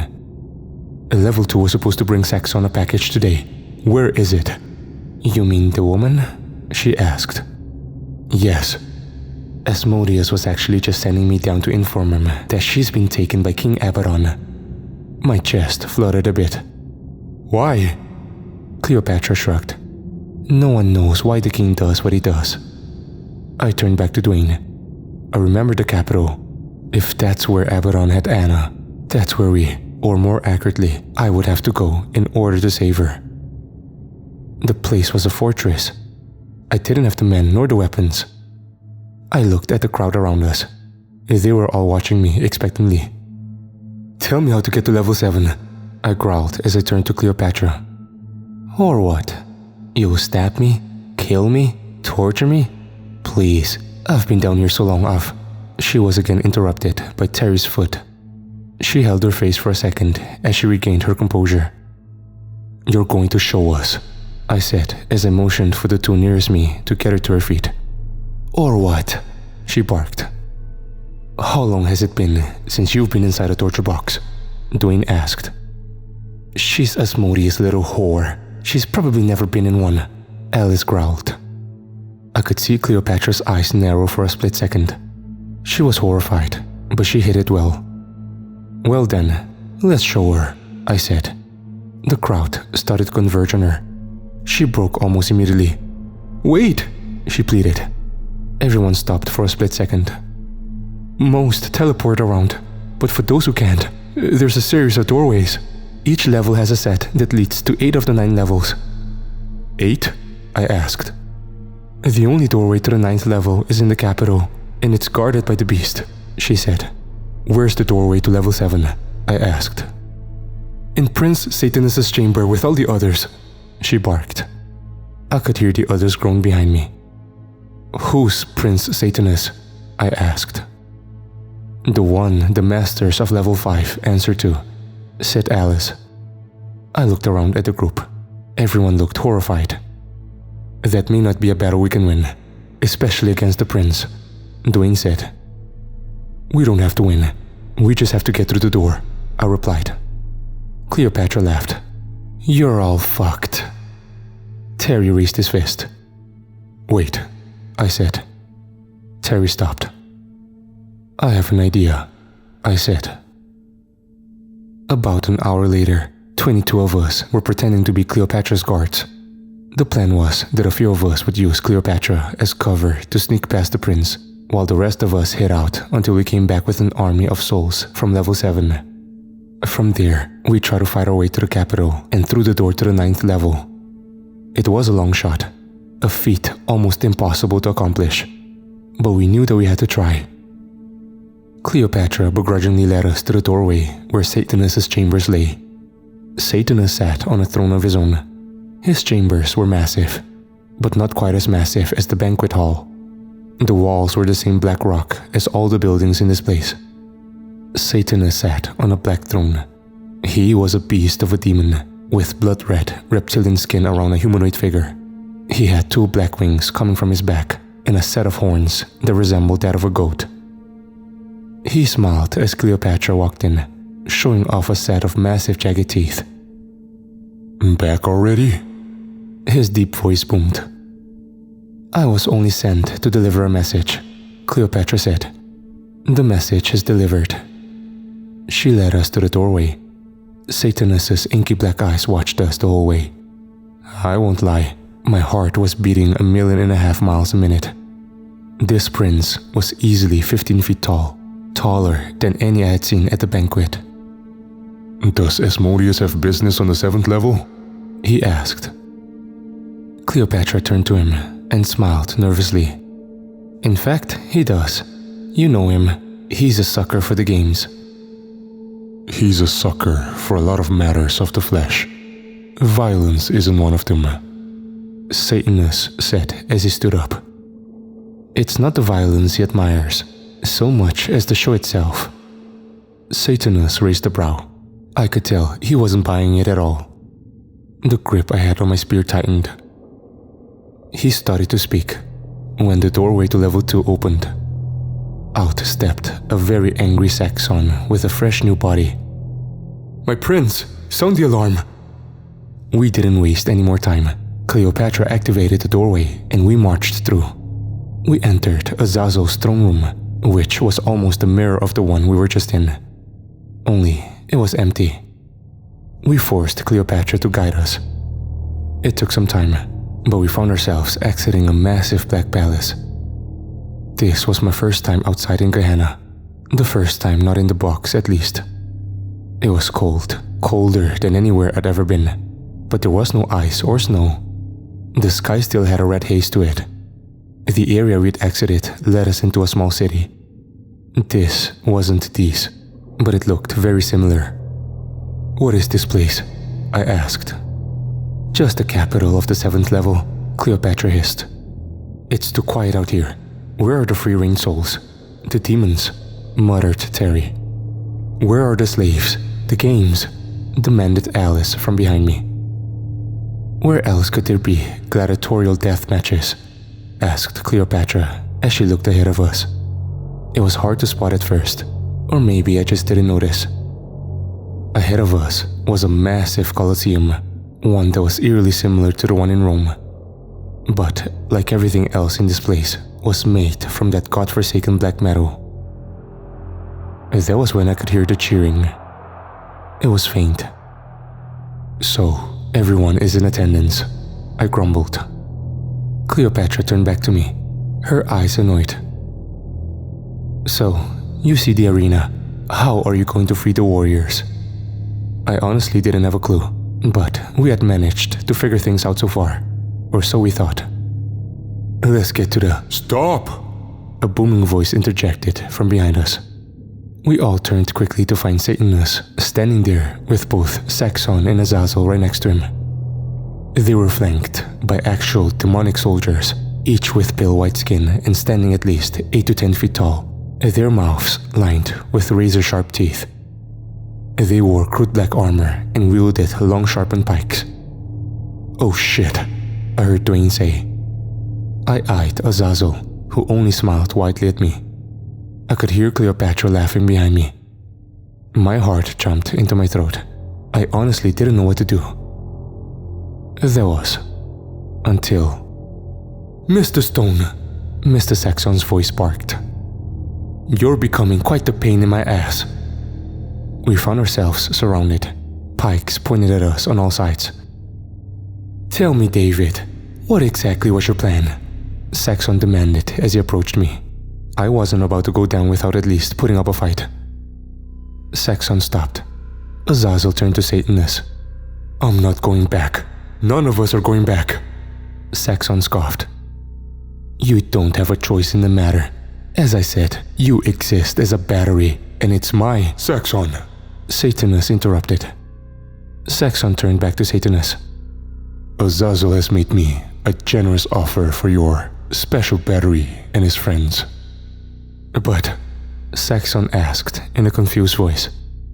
"Oh, Saxon, don't look so down. This group is going to be a smash hit in the pit," Azazel said as she slithered past him and began to approach me. "The Helion Rebellion itself," she turned back to Satanus and Saxon, "has got a good ring to it." Satanus nodded. Saxon looked almost appalled. "But sir, he insulted us. He needs to be punished," Saxon pleaded. Satanus smirked. "It's also an order," Satanus growled. I still had my spear up. I looked at Dwayne. We didn't have an out, not a good one at least. "What do we do?" asked Terry. I gripped my spear tighter. "We're not going out without a fight," I said. Azazel, hearing this, smiled sadistically as she turned to me. "You'll get plenty of fight where you're going," she said as she snapped her fingers. The next thing I knew, I was standing in what looked like an office. I had my spear up. Carlos Esteves sat at a wooden desk with a massive smile on his face. "David," he said excitedly. "I was wondering when you're going to stop by." I kept my spear trained on him. "What just happened?" I demanded. Azazel said something about an ambush before she left. Says she was going to send you here and oh yes. He raised one of his hands. Suddenly, an invisible force yanked the spear from my hand. The weapon flew straight into his. He chuckled. "That never gets old. Now please, sit." I stood there a bit awestruck. He motioned his hand again, and an invisible force pushed me down onto a wooden chair opposite the desk. "That's much better." "What are you gonna do to me?" I demanded. "What am I going to do to you?" "Nothing," he said. I narrowed my eyes at him. "Azazel has developed an interest in you and your little cohort. She thinks you can be the next main event. Let me just say, I couldn't agree more." "Main event?" "In the Gehenna games, the biggest gladiatorial pit in the multiverse. Observe," he said as he snapped his fingers. I suddenly found myself sitting in a suite of some kind, overlooking a massive gladiatorial arena. My eyes widened. The arena was massive. The best thing I could compare it to was a football stadium, except the field was black and surrounded on all sides by glass walls. That was when I realized. The arena was a massive torture box. Two men stood in the center. One, a frail-looking bearded man in brown robes. The other, a gunslinger of some sort. I looked around at the crowd. All were those tall white-skinned demons I'd seen mere moments earlier. All were cheering. Ah, what an interesting matchup. Rasputin versus Jesse James. Now, watch closely, Karl said. The two men watched each other closely. They were far away, so it was hard to make out their facial expressions. I assumed they were about to fight. The gunslinger pulled his guns with almost supernatural speed and fired away. The bullet, however, never reached the roped man. As he lifted his hand, and a massive wall of orange flame rose up from the black dirt beneath where the gunslinger was standing. The man was burned to a crisp in a matter of seconds. Well, that was anticlimactic, Estevez said to himself as he leaned back in the seat next to mine. I told you James wouldn't be a match for him. Azazel's voice sounded off from behind us. I didn't dare turn to look at her. Her mere presence sent a chill up my spine. If Rasputin was a shot at the champion, he needs to earn it, Estevez said. He's been trying for nearly 100 years, beaten countless enemies, Caesar, Genghis Khan, Spartacus, but he hasn't had a matchup that's wowed me yet. Not like David over here, Azazel practically whispered into my ear as her hands found their way onto my shoulders. I was frozen solid. I didn't know what to do. Have you told him yet? She asked as she turned to Carlos. About who he and his little rebellion will be fighting. I turned and eyed Estevez. Have you ever heard of Marcus Licinius Crassus? Asked Carlos. The guy who beat Spartacus? Azazel looked at Carlos with an amused expression. Someone knows his history, she said. We figured he and a few Roman legionnaires would be a perfect matchup for you and your friends. I narrowed my eyes. And what happens if we win? Nothing. You get to fight in the next match, and then the next, until I get bored and sell you off to someone else, Azazel said. She spun me around to face her, then sat in my lap. Even though she was in a more human form, she still weighed a ton. Think of it like this. The more suffering you force onto your opponents, the less you have to suffer yourselves. Any questions? Where's my wife? I demanded in a stern voice. Azazel smiled at me as she ran her fingers down my face. I could feel myself shudder at her touch. Look at you making demands. So cute. She moved her mouth to my ear. But you don't have to worry about her anymore. She's with the king now, and he will do as he wishes with her. That statement flooded my body with rage, but there wasn't anything I could do about it. Not yet. I knew they were all playing some sick game with me. I wasn't sure why or what for, but the thought only sharpened my resolve. I would get out of here. I would escape. And if I couldn't, I would burn this whole fucking place to the ground. A few hours later, I was brought to a staging area where Dwayne and Terry were picking out weapons for our fight. Dwayne looked up right as Azazel's guards shoved me inside. David? He asked as he approached. They didn't take you guys back? I asked. Dwayne shook his head. Azazel brought us all, Terry said. It's better than the torture boxes, Alice said as she pulled a spear from the wall. I wouldn't be so sure, I replied. Our group was still only around 20-ish people. I wasn't sure what to expect in the battle we were going to be facing, but I knew that if we were facing off with a Roman general, we'd lose a straight-up fight. I looked around at the weapons. The walls were filled with all sorts of swords, shields, spears, and axes. However, none of them were made from the black metal, which meant none of them would kill our captors. I could also see other warriors picking their own swords. What are you thinking? Asked Dwayne. We came down here to get warriors, right? I asked. We did? We should start trying to make friends. That was when I heard a wheezy laugh from my left. I turned to see a bearded man standing between two aisles of weapons. I can remember being taken a bit by surprise at this.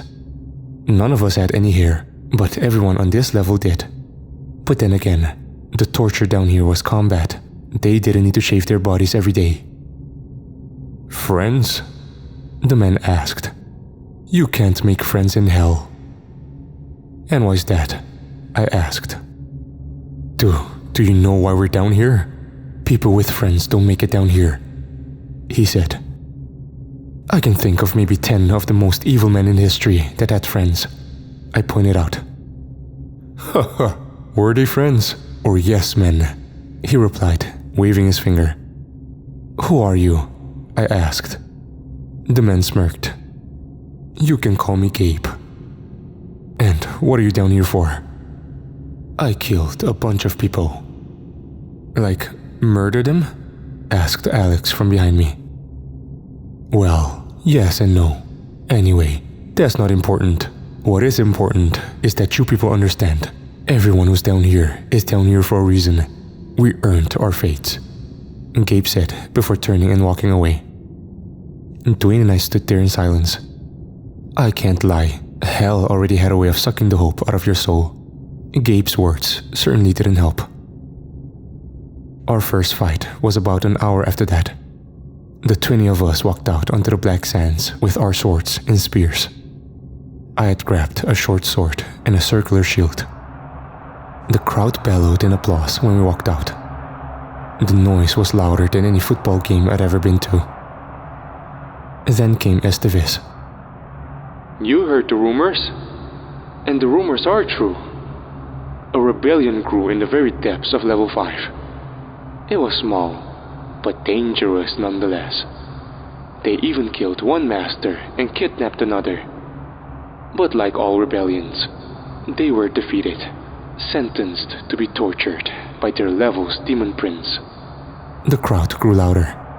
Carlos's voice grew more powerful. But our princess Azazel made a deal. A deal she made for your viewing pleasure. I give you the Helion Rebellion.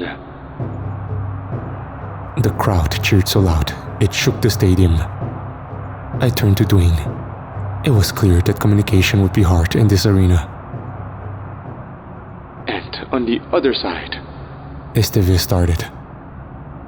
I turned my head to the other side of the arena, where the doors on the wall opened. Ancient Rome, one of the Earth's first superpowers. One of the most effective militaries in history. The grip on my sword tightened as the men marched out in formation. There were maybe 30 of them, all clad in Roman armor, their spears and shields ready for us. Out in front of them was a single man, one who I knew, but only by name from the history books. This man was the bane of Spartacus, one of the first triumvirate, the beast of the Parthian Wars. I give you Marcus Licinius Crassus. The crowd cheered even harder. I looked up at the suite, where Azazel smirked and waved at me, while Esteves continued. Now, we all know the rules. We fight until we can't fight anymore, no matter the damage, no matter the pain, no matter the suffering. Rebels, are you ready? I didn't respond. I only gripped my sword even tighter, my eyes now on the general who gave his orders. Romans, are you ready? Esteves bellowed. The Romans all cheered in unison. Fight! I stood still with Dwayne. We watched as Crassus divided his men into 2 units. Shit, I said to myself. These men had fought together way more than we had. They were organized. They also outnumbered us by a small margin.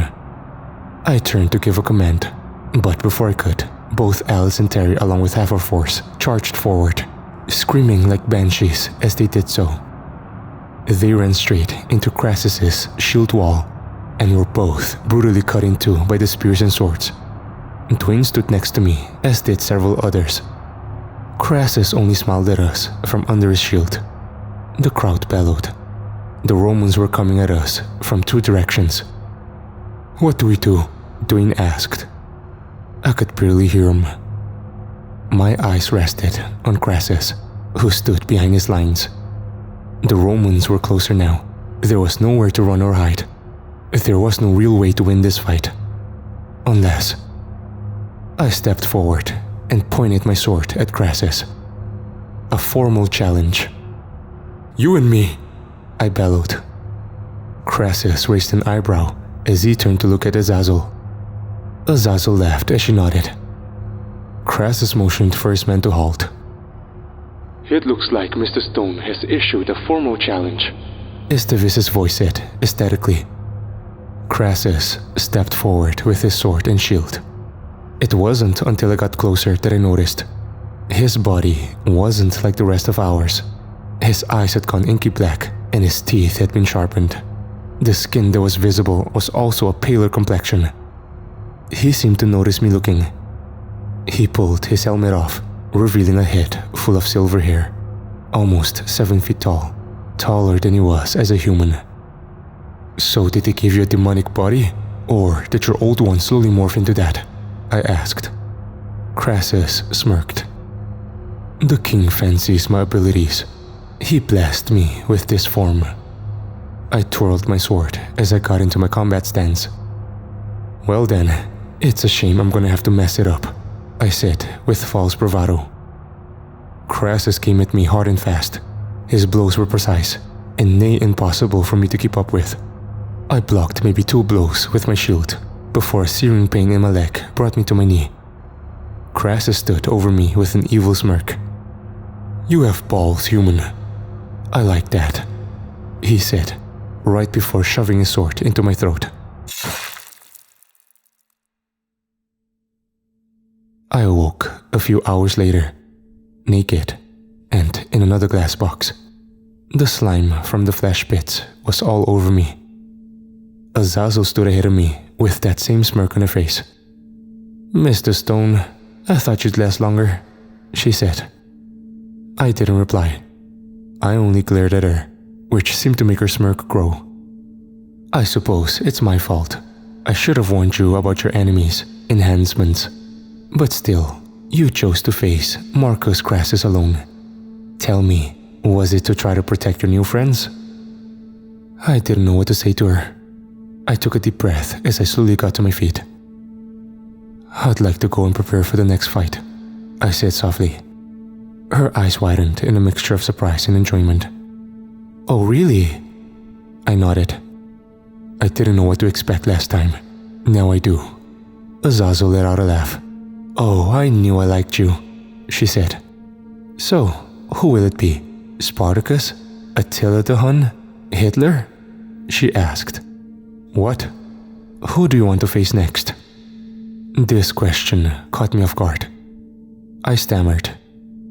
You know what? You were a monster hunter in your mortal life. I've got the perfect opponent for you. I was led back to the armory, again. This time, however, my people weren't waiting for me. In fact, the only one in the armory was Gabe, who toyed with a hammer. I went to work looking for a weapon, something with a bit more reach. I groaned as I looked around. I'd seen a man use pistols in a fight earlier. Where were those at? Gabe strolled up next to me. So, how'd it go? He asked. I got a sword to the throat, I replied. Figures. They always give first-timers a mismatch. They do that for your first fight? I asked. Gabe smirked. What are you looking for? A gun would be nice, I said. Gabe nodded. What kind? Depends on who I'm fighting. I could hear Gabe exhale. And she didn't tell you? Just as she had the perfect opponent, I said. Come with me, Gabe said. Gabe led me into a room where several men lounged around in what looked like a pool that was filled with that translucent slime that healed their wounds. One of the men who stood there I recognized. I'd seen him disintegrating Jesse James earlier. The tall bearded man looked at me and smiled widely. Mr. Stone, he greeted as he walked straight up to me. Rasputin? I asked. You're the one who killed the demon master. How did it feel? I can't say, I replied. Rasputin turned to the other men in the bath. He loved it, he said. The men all laughed behind him. I moved my eyes to look over at Gabe. Gabe cleared his throat. Rasputin's eyes narrowed as he looked at him. I could see what looked like a twinge of fear in Rasputin's eyes. How can I help you? Show Mr. Stone to the modern armory, please. Rasputin gave him a nod. A few moments in a series of hallways later, I was standing in an armory with just about every firearm I could think of on the wall. So tell me, what did you do in your, mortal days?" asked Rasputin, as he examined me, pulling an M4 off of the wall. I remembered the Shadow Wars, my old CIA unit that used to hunt down and torture and kill vampires. I remember falling in love with Anna, who was a vampire herself. I remember our daughter, the best thing I'd ever created in my life. I was a lot of things, I said. A soldier, a husband, a father. My mind wondered what had happened to my daughter. If she had been down here, Abaddon would have thrown it in my face. I knew something bad had happened to her, but I wasn't sure what. While I was thankful she was alive, I was worried that she was suffering. "A soldier, eh? That may help you down here." "What about you?" I asked. Rasputin raised a brow. "I was a priest in most of my lives in the multiverse." "Multiverse?" I asked.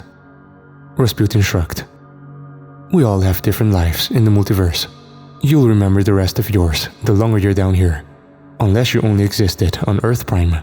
Then you'd be what I call interesting." I checked the bullets in the M4 magazine. They were just normal bullets, none of that black metal. I wondered if the weapon would even be effective. "Why so?"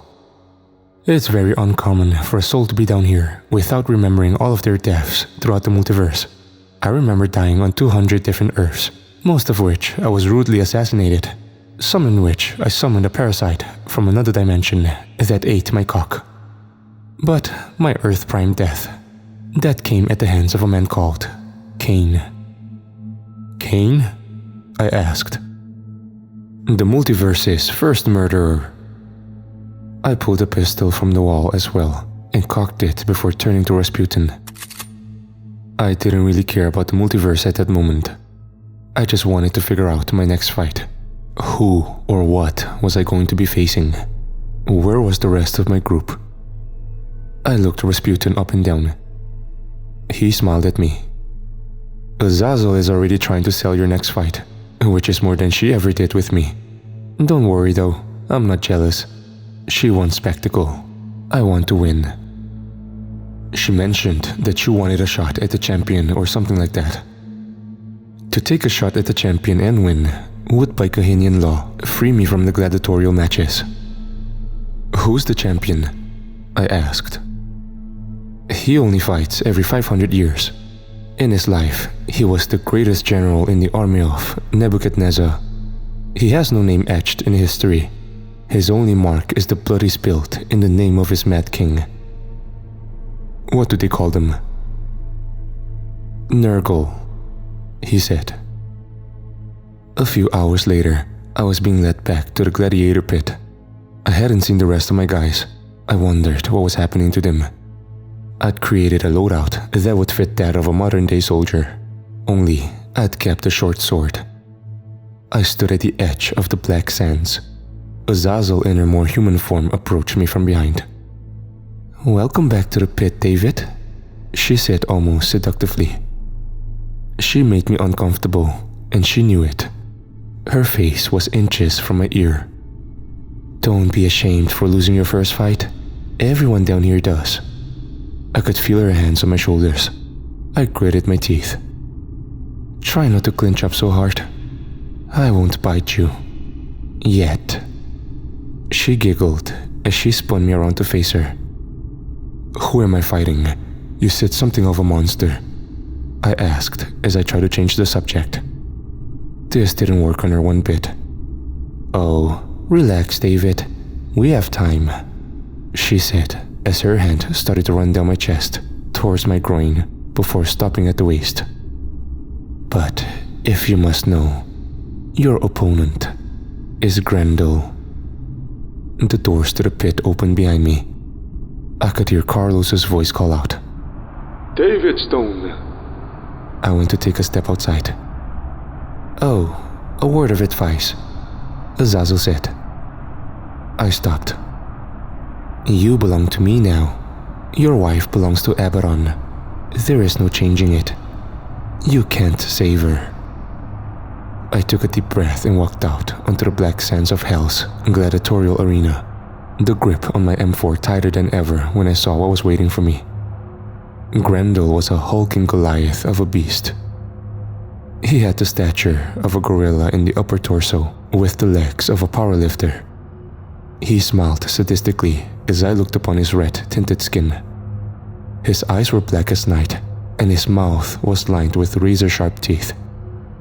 He had no weapons, only his claws and teeth, which I was sure would be used to absolutely carve me to pieces.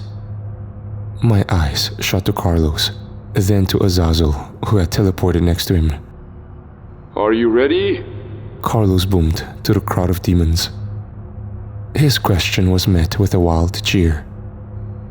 Fight! He commanded. I didn't waste any time, quickly turning and opening up with my weapon. The bullet passed through Grendel's flesh like a knife through butter. The creature staggered back a few steps. I didn't stop firing or approaching. I managed to push Grendel back into a wall, using his big red hand to shield his face from the onslaught. That was when my gun clicked empty. My eyes grew large as I started to reload. Grendel smiled at this, and I was suddenly backhanded across the arena. I bounced across the coarse black sand, my bones cracking with each impact. I lost my gun in the tumble. I didn't care though. I got to my feet and pulled my sidearm along with my sword. Grendel screamed as he charged me. Flashes of my wife being victim to whatever violations Abaddon was concocting flew through my brain. With a scream of my own, I charged back, firing my pistol into the creature as I did so. The creature was faster than I was. It used its hand to swipe at me, but I somehow managed to slide under it and take a massive chunk from its leg. The creature fell to its knee as its blood spewed out. I got to my feet and spun, leveling the pistol with the back of his head and firing. His head snapped forward. The crowd went silent. I exhaled instinctively as I waited for him to fall. But to my astonishment, he turned to look at me, his remaining black eye full of rage and hatred. I tried to fire my pistol again, but it clicked empty. Grendel got up, letting off a guttural roar as he did so. He threw himself forward at me, both arms outstretched. But he was clumsy. The now missing part of his brain had made it hard for him to maneuver. I scrambled at him with my sword, hacking and slashing in a mad rage, my thoughts on my wife. First went his arm, then his entrails, finally his head. But I didn't stop there. I hacked and hacked until there was nothing left, until my whole body was covered in splattered crimson. I didn't hear the crowd cheer. I stood there, unsure of what had just come over me. I turned to Azazel, who only licked her lips at me. A few moments later, I was led back into the staging area, where I found Dwayne waiting for me with a smile. "You won a fight," he said. "I did," I replied softly, looking around for my other companions. I found most of them there, even Terry and Alice. "Stone?" a gruff voice called out from behind me. I turned to see Crassus standing there with his arms crossed.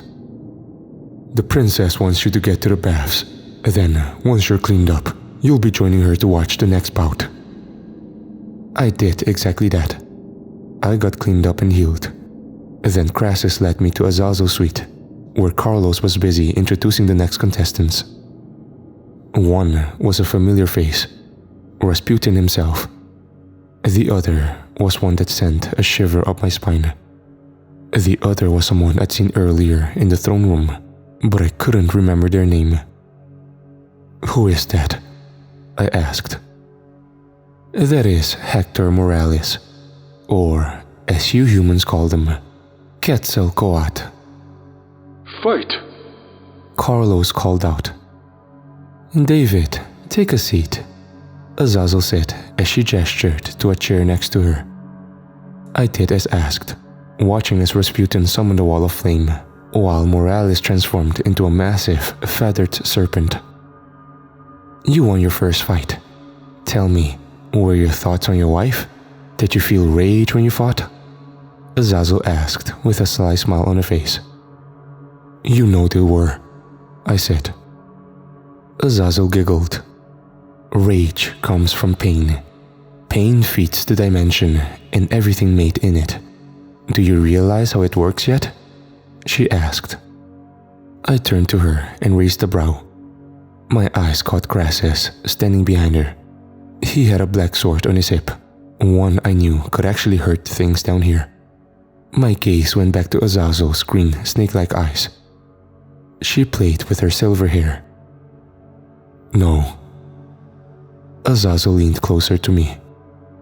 Your denizen body, it gets stronger when you're wrathful. That's why you beat Grendel. You don't feel it? Come on, David. You really think you'd have escaped without your hatred? All I feel is hatred, I admitted. Good, she said. I watched as Rasputin bathed Morales in flames. The feathered snake roared as it was burned to a crisp. I could only exhale. Still winning battles, I see. Azazel smiled. Should we give him a chance to face him? Asked Carlos. Nurgle? I asked. Carlos and Azazel both looked at me. Azazel smiled widely. I see you've been making friends already, she hissed. I knew you would thrive down here. She turned back to Carlos. Make the arrangements. Then she turned to me. With me, Mr. Stone. She led me down a long black hallway that was lined on both sides with burning torches, my denizen heart racing the whole time. I wasn't sure what she had in store for me, but I knew I wasn't going to like it. We made our way into a bedchamber where a guard shut the door behind us. My eyes scanned the room. The bed was lined with a red silk bedspread, the walls adorned with lit candles. I swallowed hard. I had been first into the room. I could feel her breathing on my neck, her hands running up my sides. David, David, David, you're shuddering, she whispered. I'm married, I stammered. Till death do you part, she said as she spun me around to face her. Her eyes looked hungry, insatiably hungry. Her hand ran down my chest and tore my groin. You're mine now, and I worked so hard to get you here. Her expression suddenly changed to one of annoyed frustration. Her hand shot out and grabbed my throat. She lifted me off the ground. You don't realize how lucky you are. You should be on your knees thanking me. My eyes watered as the breath was squeezed out of me. Fuck you, I stammered. Azazel smiled. If only we had time. Put him down, a booming voice said. But I'm not done. Put him down, the voice continued. Azazel dropped me to the floor. I gasped for air as I looked up to my savior. Gabe stood there with his hands on his hips. What's going on? I asked. You really haven't figured it out? Azazel asked. Why would he? Gabe asked as he offered me a hand. I took it and he pulled me up. Gabe? Short for Gabriel? The Archangel?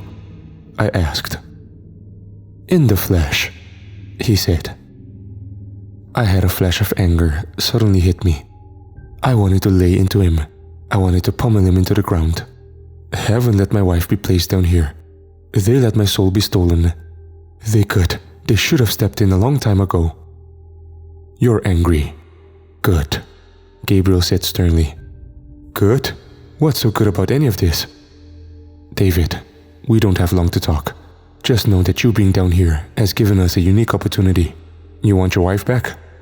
He asked. I do, I replied. Then listen to me. Listen carefully. There are more souls that have been wrongfully stolen from heaven's grasp. I need you to get them back for us. I narrowed my eyes at him. Why me? That's a conversation for later. You're not the only one to start a rebellion down here. During Rasputin's next fight, there's going to be an attack. But it's actually a rescue mission. The real rebellion wants you, David. It wants you badly. Gabe snapped his fingers and disappeared, leaving me alone with Azazel, who unbuttoned her dress and started to mess with her silver hair. "Gotta keep up appearances, human," she said, before walking towards the doorway. Rasputin's next fight was against the champion of Gehenna's gladiatorial pit.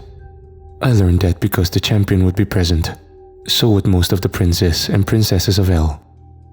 Also, I wasn't to speak of said plan with anyone. Not even Dwayne and the others from a previous level. Azazel had kept a tight lid on things. She knew there was a civil war brewing in this dimension. What she didn't know was where everyone else's loyalties were at. The plan was simple. When the fight came, I'd lay low in the staging area. There would be an attack from the actual rebel forces up top on the royal family, while a small squad would be sent into the staging area to smuggle me and a host of other battle slaves out. The plan was simple, yet complicated at the same time. I did find myself wondering why I'd been chosen. All these souls were about to sacrifice themselves to break me and a few others out. I didn't understand. Around an hour before the fight was supposed to take place, I found myself standing with Rasputin and Dwayne in the staging area. We'd been watching another fight, one in which a demonic-looking Genghis Khan had just finished shoving a flaming spear through the bowels of a man they called Lancelot. I shuddered. Rasputin put his hand on my shoulder and chuckled. "It happens to all of us eventually," he said. "I know, still gross though. We are in hell, my friend. Everything here is despicable." That was when the horn blared. The horn that signified Abaddon's entourage. The gates to the pit opened, and 2 by 2, they marched in, all while Carlos Estevez gave a speech about their precious king. Abaddon's guards marched in first, led by a knight in black armor that mounted a red lizard with inky black eyes and a mouth full of razor-sharp teeth, followed by what looked like a host of undead Roman soldiers. "What the hell?" I asked. "Abaddon's royal guard. A bunch of revenants loyal only to him," Gabe said as he seemingly materialized out of nowhere. "They look like centurions," I said. They were. Soldiers in the 9th Roman Legion. He killed most of them. Now they're soulless walking corpses, powered by his magic. After the soldiers marched in, they were followed by a black chariot, helmed by Abaddon himself. Except, he looked different than he had before. What I'd seen was only his earthly form. Now he looked much more Gehennian, sprouting blood-red scaly skin, glowing red eyes, 2 massive dragon-like wings, and a mouth full of wolf-like teeth. He wore black armor and a silver crown. He waved at the audience, which went ballistic at his entrance. But my eyes weren't fixated on him. They were fixated on the woman riding in the chariot next to him. I could feel my heartbeat quicken as the rage began to swell inside of me. She stood there, her face worn and her body timid. Her expression seemed sad as she straightened her velvet dress. Her eyes scanned the collar around her neck. She was a slave, just like the rest of us. Only she was being used as Abaddon's plaything. "David, don't do anything stupid," Gabriel said. "I can't leave her here," I replied. "You will have your chance to save her, but you must be patient." I watched as Abaddon came to a stop just ahead of Azazel's suite. "Princess Azazel," he said with a smile. Azazel bowed slightly. "My king." "I have a request to make. A warm-up match, if you will," he said. "What's that?" she asked. "You have in your possession a certain individual, one who interests me. Shamefully, I missed his first bout, but I hear he's very quickly improving." "Oh shit," I could hear Rasputin say. I would like to bear witness to the leader of the Helion Rebellion before our champions take the pit. I could see Azazel do her best to hide her annoyance at this. Her eyes shot to me. My eyes drifted to a shocked Dwayne. And who would you like to see him fight? Whomever you deem fit. Azazel twirled her silver hair as she thought for a moment. Who would be a good fit? She wondered out loud as she looked at Esteves. Carlo shrugged. What about Santa Anna? He asked. No. He lost to a bunch of rednecks with their daddy's guns. Hannibal? Still healing from his fight with Caesar.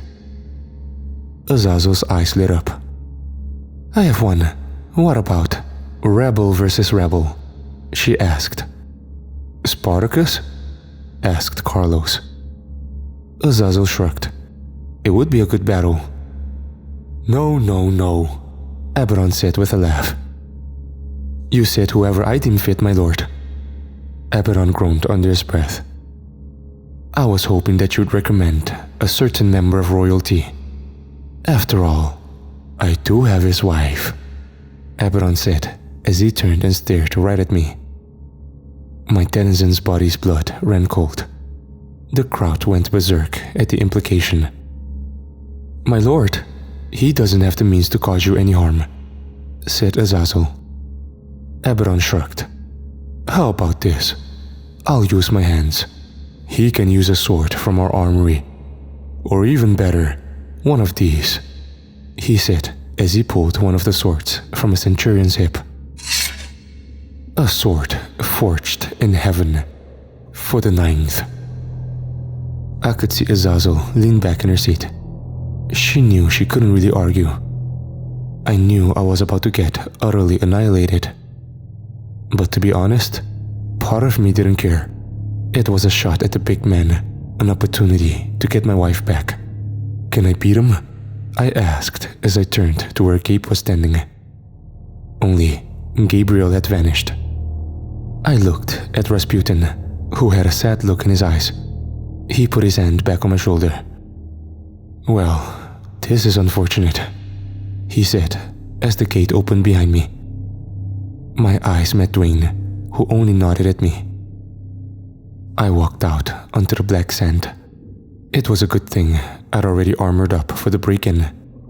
I was armed with the same M4 and pistol, but I knew both those weapons would serve me poorly. Abaddon's guards cleared out as I walked in. He was taller than he had been when we first met. I was only around half his height. He smiled down at me before he glanced up at his chariot, where Anna stood, her eyes devoid of emotion. My heart ached as I got closer to her. She looked so empty, like a broken doll. The sight only made me angry. I wasn't scared, even as Abaddon tossed the gladius at my feet. Hello, Mr. Stone, Abaddon greeted me. I bent down and picked the sword up, my eyes not leaving my wife. Abaddon's eyes went to her, and then me. Ah, that. I thought Azazel broke you. It's whatever though. Tell you what, you get past me and I'll give her to you. You can take her right here on the Colosseum floor. He smiled sadistically. As I have, so many times. I growled as I charged him, the sword raised high. I tried thrusting it into his stomach, but he was suddenly behind me, his hand clasping the back of my neck as he picked me up and slammed me into the black sand before tossing me aside. My ears rang and my head ached. Still, I shot to my feet. What's the matter, David? Having trouble? I could feel my rage feeding my strength. I charged in again, this time faster. I slashed and stabbed, but Abaddon was just too fast. He was ungodly fast. I couldn't land a single blow. The next thing I knew, I took a right hook to the jaw. I could feel it dislocate. I could feel my teeth come loose. My face hit the sand again. Yet, I still stood. I got to my feet as quickly as I could. Abaddon stood over me, a sadistic smile on his face. "Kneel to me. Submit yourself, and be mine for eternity," he said. "I can give you armies. I can make you a general. All the wonders of Gehenna can be yours. All you have to do is submit." I'd be lying if I said I didn't think about it. I looked at him for a second. Then my eyes drifted to my wife. Abaddon noticed this and smiled. "Submit, and I'll give her back to you," he whispered as he knelt to get eye level with me. Part of me wanted to. I wanted her back so bad. I could feel my jaw start to heal itself, but I still couldn't speak. "All you have to do is kneel," he whispered. I thought of the pain my wife had gone through. My eyes met hers again, her face bleeding. I could feel my knees going heavy. I was just about to kneel. That was until Anna shook her head no as she mouthed one word to me. "Grace. Our daughter.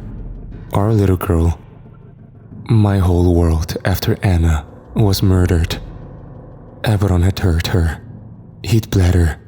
I didn't know what happened to her, but I knew she wasn't dead. I also knew that if I knelt to this thing, I'd have failed every standard I'd ever taught her. I felt my rage building again. The grip of my sword tightened as I thrust at it with everything I had. Abaddon effortlessly caught the sword by the blade, his brow raised and eyes more amused than anything. "Shame on you, David," he said as he shoved his fist through my chest. I stared at him for a second as my eyes shut down to the massive hole in my chest. I fell to the floor, my eyes still looking up at his smile. Abaddon raised his foot to stomp onto my head. I closed my eyes. But the impact never came. I heard a loud thunk. Then the shrill gasps of the audience. My eyes shut open. Rasputin stood over me. Dwayne pulled me to my feet. "Let's go!" he shouted. I struggled to speak or even think. I watched as Rasputin launched a volley of hellfire at Abaddon. I wondered why Abaddon didn't walk through it, but then I noticed the other figure in the flames with him. This one with two white wings and a sword glowing white. My eyes then shifted to Anna, who had been thrown to the Colosseum floor. "Anna!" I groaned. She was surrounded by 3 undead centurions. She struggled to her feet, one of the undead soldiers grabbing her arm and yanking her forward. But they were suddenly cut off by another centurion. Only this one's sword was glowing a neon blue color. He easily cut through all 3 like they were made of paper mache. He helped my wife back to her feet as he led her towards us. I was still heavily injured to the point where Dwayne had to practically drag me to the extraction point. This was around the point where everything went black. When I awoke, I found myself laying underneath a red-tinted sky, surrounded on all sides by black mountains. I groaned softly as I sat up and examined my chest. The hole had healed up, but it still hurt like hell. Dwayne sat next to me. "You're awake," he greeted. I looked around. We were at some kind of camp, one that was constructed by crude-looking torn tents. There were more denizens running around as well. They all had weapons of some sort, be it guns, swords, axes. I could see Alice and Terry sitting by a fire. I could also see Gabe speaking with the centurion that had rescued my wife. That was when I realized it. My wife was here. I sat up quickly. "Anna?" I shouted. "Easy," Dwayne said. "She went to go get you more of the ooze." "Ooze?" I asked. "Slime from the flesh pit," Gabriel said as he approached us. The angel's wings had been hidden away. He reached out a hand to help pull me up, and I took it, noticing a massive gash on his forearm. "Couldn't kill him, but we did what we had to do," Gabriel said, as if reading my thoughts again. My eyes met the centurion's. "Who are you?" I asked. "You can call me Maxis, formerly Primus Pilus of the 9th Roman Legion, now leader of the Resistance." "The one they called Lord Maxis?" I asked. The man shrugged as he stroked his beard. "I hate that name." I looked him up and down. That was when I realized something. The scar across the man's cheek. Our denizen bodies heal, leaving no scars or marks whatsoever. This man wasn't in a denizen body. He was alive. Alive and in hell. He seemed to notice what I was thinking. "It's a long story," he said with a grin. That was when I heard her voice again. The voice that made me stop dead in my tracks. "David?" she said with a quivering voice. I turned to see Anna standing there, a bucket of slime in her hand. I started to step towards her, but she visibly flinched. I stopped and put my hands up. "Anna," I said with a choked up voice as I tried to hold back tears of my own. She dropped the bucket and ran to me, throwing her arms around me and hugging me tightly, sobbing as she did so. I was sobbing myself, holding her in my arms. Both of us had dropped to the ground. "We don't have long," I could hear Maxis whisper to Gabriel. "It's okay, Maxis. With what she's been through, give her all the time she needs."